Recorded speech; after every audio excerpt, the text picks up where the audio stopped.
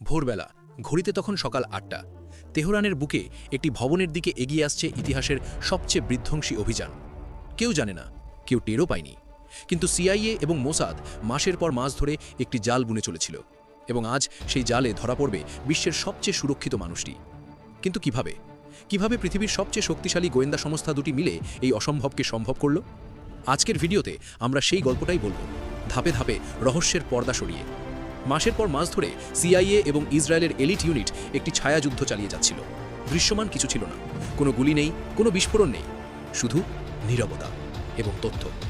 তারা ব্যবহার করল লো আর্থ অরবিট স্যাটেলাইট, পৃথিবীর কক্ষপথে ঘুরতে থাকা শত শত ক্ষুদ্র কিন্তু অত্যন্ত শক্তিশালী নজরদারি উপগ্রহ। এই স্যাটেলাইটগুলো ইরানের এনক্রিপ্টেড যোগাযোগ চ্যানেলে হ্যাক করল, ফোন কল, মেসেজ, সংকেত সবকিছু। এবং একই সাথে কাজ করছিল হিউম্যান ইন্টেলিজেন্স, মানে ইরানের সরকারের একদম ভেতরে ঢুকে থাকা গুপ্তচর।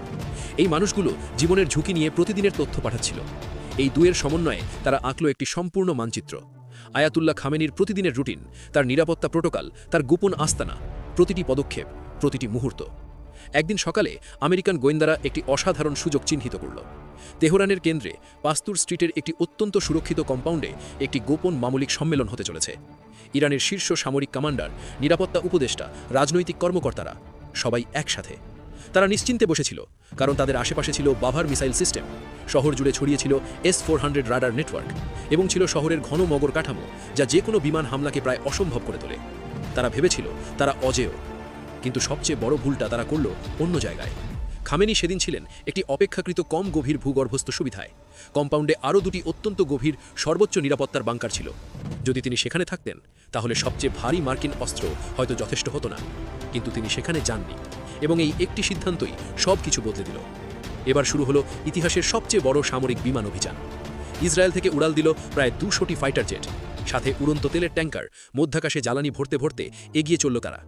ইসরায়েলি বিমান বাহিনীর ইতিহাসে এটাই ছিল সবচেয়ে বড় উড়ান। প্রথম কাজ ছিল ইরানের আকাশ প্রতিরক্ষা ধ্বংস করা। এই দায়িত্ব নিল আমেরিকার টমাহক ক্রুজ মিসাইল। নিখুঁত নির্ভুলতায় একের পর এক ধ্বংস হতে লাগল ইরানের এয়ার ডিফেন্স সিস্টেম। রাডার অন্ধ হয়ে গেল, মিসাইল সাইলো নিষ্ক্রিয় হয়ে গেল, আকাশপথ পরিষ্কার। এবার 200 ইসরায়েলি জেট ঢুকে পড়ল ইরানের আকাশে। একদিনেই আঘাত করা হলো প্রায় 500টিরও বেশি লক্ষ্যবস্তুতে। ইউএস সেন্ট্রাল কমান্ডের হিসেবে সেদিন মোট 2900টি টার্গেট আঘাত পেয়েছিল, এবং এই পুরো অপারেশনের কেন্দ্রবিন্দুতে ছিল মাত্র একটি লক্ষ্য, পাস্তুর স্ট্রিটের সেই কম্পাউন্ড। কিন্তু ভূগর্ভস্থ বাংকার ধ্বংস করা সহজ কথা নয়। সাধারণ বোমা কাজ করে না। তখন মাঠে নামে বাংকার বাস্টার। এই বোমাটির গঠন দেখলে অবাক হয়ে যাবেন। সামনে থাকে লেজার সেন্সার, ঠিক পেছনে সামঞ্জস্যযোগ্য ফিন, যা বোমাকে পথ দেখায়। মাঝখানে ওয়ারহেড, প্রায় 300 কেজি ট্রাইটোনাল বিস্ফোরক। এটা তৈরি 80% TNT এবং 20% অ্যালুমিনিয়াম পাউডার মিশিয়ে। পেছনে থাকে রিট্রাক্টেবল ফিন। বোমাটির দৈর্ঘ্য প্রায় 19 ফুট, মানে প্রায় 6 মিটার। ব্যাস মাত্র 37 সেন্টিমিটার। এই সরু ডিজাইনটাই এর শক্তির রহস্য। কম জায়গা নেয়, তাই মাটি বা কংক্রিট কম সরাতে হয়। ফলে এটা ঢুকে যেতে পারে প্রায় 100 মিটার গভীরে। এবং সবচেয়ে ভয়ঙ্কর বিষয় হলো এর ডিলে ফিউজ, মানে বোমা আঘাত করার সাথে সাথে ফাটে না। আগে কংক্রিটের স্তর ভেদ করে ভেতরে ঢোকে, তারপর বিস্ফোরণ। খামেনির কম্পাউন্ডে সেদিন ঠিক 30টি এই ধরনের ভারী মনিশান ফেলা হয়েছিল। লক্ষ্য ছিল একটাই, সম্পূর্ণ কাঠামোগত ধ্বংস। এবং সেটাই হলো। এখন প্রশ্ন হলো, এত নিখুঁতভাবে লক্ষ্য কিভাবে চিহ্নিত হলো? একজন ইরানি গুপ্তচর, যিনি ভেতর থেকে তথ্য দিচ্ছেন, নিশ্চিত করলেন উচ্চ পর্যায়ের নেতা ওই স্থানে পৌঁছেছেন। একটি F-15 জেট তার লেজার টার্গেটিং পড দিয়ে ভবনটি আলোকিত করল। এরপর বোমার বৃষ্টি। সমগ্র কমপ্লেক্স ধুলায় মিশে গেল। কোনো ইরানি সহায়তা ছাড়াই মোসাদের একজন এজেন্ট মাটিতে অবস্থান করে গ্রাউন্ড বেসড লেজার দিয়ে টার্গেট চিহ্নিত করলেন। জিপিএস কোঅর্ডিনেট পৌঁছে গেল ইসরায়েলি বিমান বাহিনীর কাছে। বাকিটা ইতিহাস। গত 5 বছর ধরে হিজবুল্লাহর যোগাযোগ ব্যবস্থায় হ্যাক করে রাখা হয়েছিল। এনক্রিপ্টেড বার্তা পড়া হচ্ছিল, একটিও বাদ যায়নি। যখন নিশ্চিত হওয়া গেল নেটা ওই ভবনে আছেন, সাথে সাথে F-15 জেট উড়ল। বোমার পর বোমা। ভূগর্ভস্থ সেই বাংকারের নেতৃত্ব চিরতরে নিঃশেষ। এই একটি দিনে ইরানের অপারেশনাল নেতৃত্ব কার্যত মাথাহীন হয়ে পড়ল। খামেনির পাশে নিহত হলেন ইরানের রেভলিউশনারি গার্ডের প্রধান মেজর জেনারেল মোহাম্মদ বাকের, শীর্ষ রাজনৈতিক নিরাপত্তা উপদেষ্টা আলী শামখানি, এবং আরও অনেক শীর্ষস্থানীয় সামরিক কর্মকর্তারা। দুর্ভাগ্যজনকভাবে বিস্ফোরণে প্রাণ হারালেন খামেনির কয়েকজন পরিবারের সদস্য।